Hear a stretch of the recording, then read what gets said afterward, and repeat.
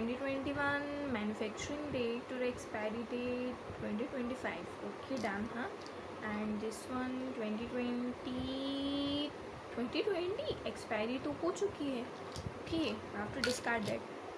Hi everyone. So मैं तो medicine की एक्सपायरी देख रही थी. So आज हम बात करने वाले हैं मेडिसिन की एक्सपायरी पर.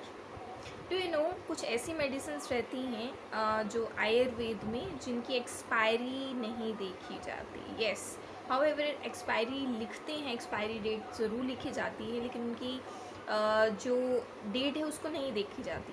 एज अ डॉक्टर मैं तो इवन कहती हूँ कि जो जितना पुरानी हो जाए उतनी अच्छी है. तो ऐसे कौन सी फॉर्मुलेशंस हैं या क्या है जिसके बारे में मैं इतना श्योर हूँ कि उसके एक्सपायरी होने के बाद वो ज़्यादा बेनिफिशियल होंगी और उनकी एफिकेसी बढ़ेगी. यस, आपने सही सुना. जो भी कुछ ऐसी मेडिसिन्स रहती हैं आयुर्वेद में, कुछ ऐसी फॉर्मुलेशंस रहती हैं जिनकी एक्सपायरी होने के बाद, एक्सपायरी आप कितनी लिख सकते हो, 5 years, 10 years और 20 years, है ना. उससे ज़्यादा की एक्सपायरी आप ये नहीं लिख सकते हो कि हाँ ये पूरी उम्र तक इसकी एक्सपायरी कभी होगी नहीं. Because of the rules and regulations आपको एक्सपायरी लिखनी ही पड़ती है. सो इवन अगर हम मेडिसिन्स की बात करें, चाहे हम टैबलेट्स की बात करें कुछ फॉर्मुलेशंस की, या हम पाउडर फॉर्म की बात कर रहे हैं मेडिसिन्स की, तो उनकी एक्सपायरी डेफिनेटली जो है उनकी चेक ज़रूर करनी चाहिए और एक्सपायर होने के बाद उनका यूज़ कभी नहीं करना चाहिए.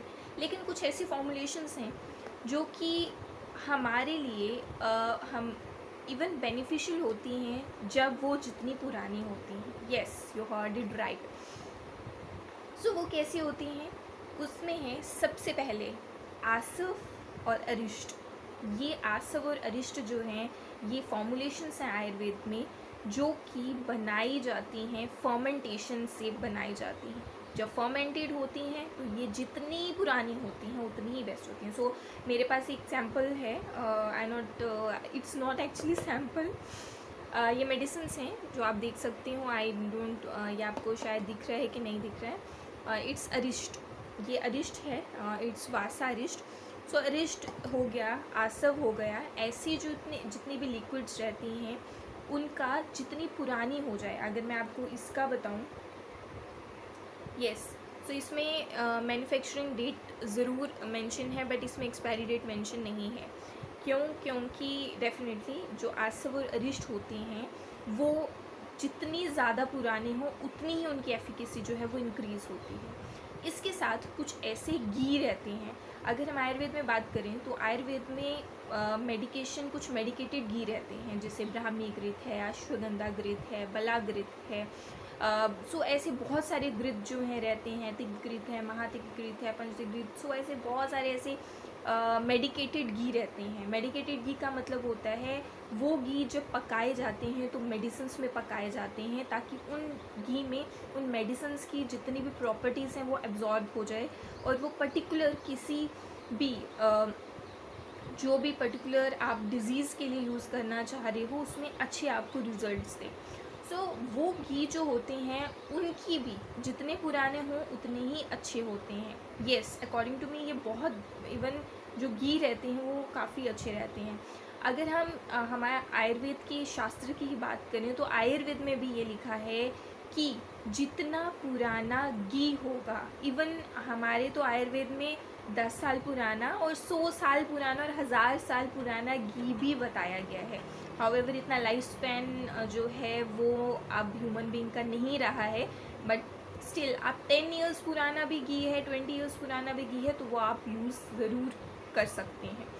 सो ऐसी कुछ फॉर्मुलेशंस डेफिनेटली रहती हैं जिनकी आप एक्सपायरी डेट जो है वो इवन जितना पुराना रहता है. इवन अगर मैं मार्केट में अगर मुझे कोई आसव अरिष्ट जितना पुराना दिखता है कि ओ ये तो 2010 का मैन्युफैक्चरिंग है, ये 2000 का मैन्युफैक्चरिंग है, so I want this one, because उसकी एफिकेसी जो है वो इंक्रीज़ हो जाती है विद टाइम.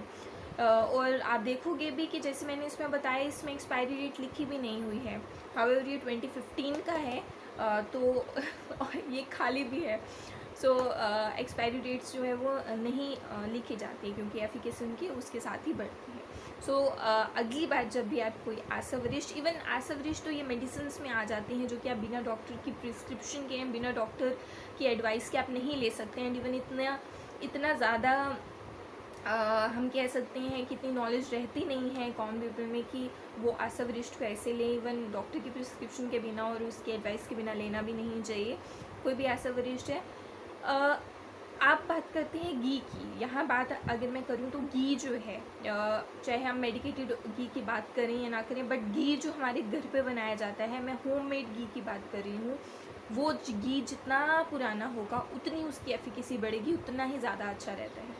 हम घी जब बनाते हैं तो हम इसको कैसे कर सकते हैं, लाइक अगर हमारे घर पे घी बन रहा है, हम उस घी को लाइक 1 kg का हमने घी बना दिया है, उस 1 kg घी को हम रख रहे हैं, है ना, हम बना करके रख रहे हैं। देन जो उस घी को हम रखेंगे, देन नेक्स्ट घी बनाते और वो पर्टिकुलर घी जो है वो पुराना जितना हो जाए, चाहे साल पुराना, क्योंकि 1 ईयर तो हम मैनेज कर सकते हैं, 1 ईयर 2 ईयर्स मैनेज।